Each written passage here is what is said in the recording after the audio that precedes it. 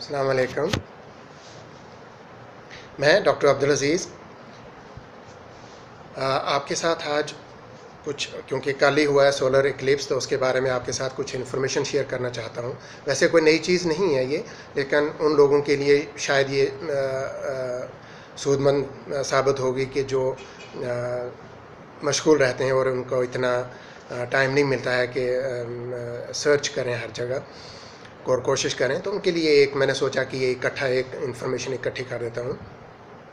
تو اس کا solar eclipse اور سورج گرہن اور چاند گرہن جو ہے یہ جو ہے اللہ کی نشانیوں میں سے ایک بہت بڑی نشانیاں ہیں۔ خیر اس پہ بعد میں آؤں گا میں، لیکن یہ جو ہم اپنے حساب سے اگر دیکھیں تو یہ ایک اس طرح سے بڑی نشانی ہے کہ لگ بھگ یہ ناسا اپنے جو ہے سائٹ پہ وہ لکھتے ہیں کہ سورج کی جو کرنیں ہیں وہ زمین پر وہ لگ بھگ 150 ملین کلومیٹر جو سپیس ہے اس کو پینیٹریٹ کر کے یہ زمین تک پہنچتی ہیں، یعنی سپیس اراؤنڈ یہ 150 ملین کلومیٹر ہے، اور وہاں سے آ کر کے اس کا جو سب لوگوں کو پتہ ہے کہ اس کے جو سائیڈ ایفیکٹ ہیں وہ آنکھ میں اس کے سائیڈ ایفیکٹ ہیں، تو وہ کس طرح سے آ کر کے ریٹنا پہ اگر ہم بنا پروٹیکشن کے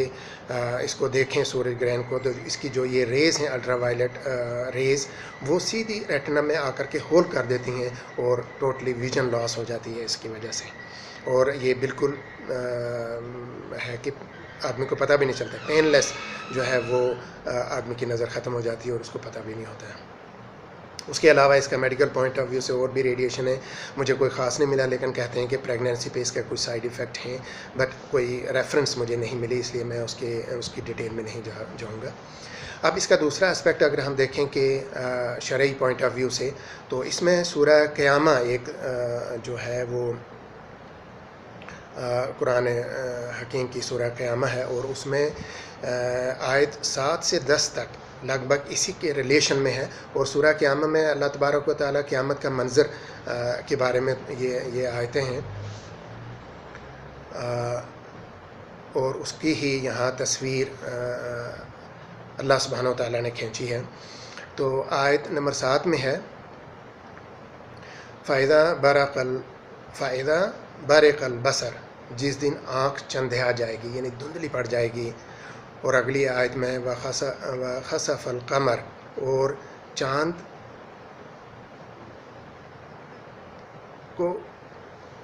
گھگ جائے گا یعنی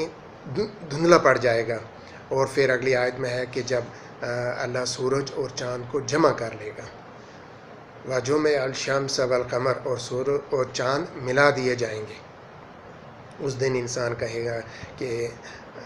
اس دن آدمی کہے گا کہ کدھر بھاگ کر جاؤں میں آج، یعنی اتنا ڈراونا اور خوفناک ماحول ہوگا کہ انسان بھاگ کر کے جائے گا کہ میں اس ڈراونے ماحول سے بچ جاؤں، وہ کوشش کرے گا، لیکن اگلی آیت میں اللہ سبحانہ تعالیٰ فرماتے ہیں کہ ہرگز نہیں، آج کوئی پناہ نہیں ہے، اس دن تیرے رب ہی کی طرف جا کر ٹھہرنا ہے، یعنی جس اللہ سے ہم ہمیشہ بھاگتے رہتے ہیں، آخر اسی کے سامنے جا کر کے ہمیں کھڑا ہونا، اور اس ڈراونے اور خوفناک ماحول میں بھی اس کے سوائے کوئی پناہ جو ہے وہ نہیں ملے گی۔ اور اس کے بارے میں دوسری حدیث ہے، ایک بڑی فیمس مشہور حدیث ہے، رسول صلی اللہ علیہ وسلم کے بیٹے کی، حضرت ابراہیم کی جب موت ہو گئی تھی تو بہت سارے لوگوں نے کہا کہ شاید یہ اس لیے ہوا ہے کہ آج رسول صلی اللہ علیہ وسلم کے بیٹے جو بچپن میں ہی جن کی موت ہو گئی تھی ان کی موت کی وجہ سے یہ ہوا ہے۔ تو جب رسول صلی اللہ علیہ وسلم کو پتہ چلا، تو بخاری میں حدیث ہے یہ، تو رسول صلی اللہ علیہ وسلم نے فرمایا کہ نہیں، یہ جو سورج اور چاند کو جو گرہن لگتا ہے یہ اللہ کی ایک نشانیوں میں سے نشانیاں ہیں، اور ان کا کسی کی موت یا کسی کی زندگی سے کوئی لینا دینا نہیں ہے، ان کا اسے یعنی کوئی ربط نہیں ہے، اور یہ تو اللہ کی نشانیوں میں سے نشانیاں ہیں۔ اور جب پھر آگے فرمایا کہ جب تم سورج گرہن یا چاند گرہن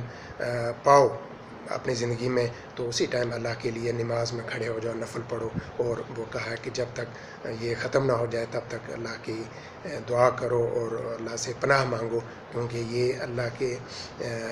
بہت بڑی نشانی میں سے ایک نشانی، جیسے قرآن کی آیت میں نے آپ سے ذکر کیا ہے سورہ قیامہ کی یہ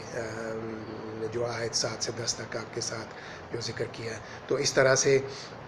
ہم دیکھتے ہیں کہ لوگ اس میں بڑی خوشیاں مناتے ہیں اور اس طرح سے کرتے ہیں، اور وہ شاید ان کو دینی علم نہ ہونے کی وجہ سے، میں اپنے مسلمانوں کی بات کرتا ہوں کہ وہ کس طرح سے اس میں جو ہے یہ سب لوگوں کی طرح کرتے ہیں کہ جن کو اس کا علم نہیں ہے، لیکن ہمیں علم ہونے کے باوجود ہم اس کو اگر نہ سیکھیں تو یہ بڑی ہماری بد نصیبی ہوگی. اور اس میں یہ ایک خوشی منانے کی چیز نہیں ہے، یہ ایک ڈر اور خوف کی ہے کہ کس طرح سے جو ہے اس طرح سے جب یہ ہو جائے گا کہ تھوڑا سارا یہ جو ہے سورج گرہن یا چاند گرہن لگتا ہے، تو اس کو دیکھ کر کے آپ قیامت کے بارے میں سوچو کہ جب یہ ساری گلیکسی جمع ہو جائیں گی تو اس ٹائم کیا منظر ہوگا، آپ سوچ سکتے ہیں. تو اس لیے اس میں بھی ہمارے لیے عبرت ہے. خوشیاں منانے کے بجائے ہمیں اللہ کا ڈر اور خوف دل میں رکھتے ہوئے اللہ سے اپنے گناہوں کی معافی مانگنی چاہیے، اور جو پناہ مانگنی چاہیے اللہ کی، تاکہ اس دن کے ڈر اور خوف سے کہ جس دن یہ ساری چیزیں ایک ساتھ جمع ہو جائیں گی، اور کیا ڈر اور خوف ہوگا جو سورہ قیامہ میں اللہ سبحانہ وتعالیٰ نے ذکر کیا ہے، تاکہ اس دن کی گھبراہٹ اور اس دن کی مایوسی اور اس دن کی اس ڈر و خوف سے اللہ ہمیں نجات دے، اور اسی میں ہماری بھلائی ہے. امید ہے کہ یہ آپ کے لیے سود مند ثابت ہوگا. السلام علیکم ورحمۃ اللہ وبرکاتہ.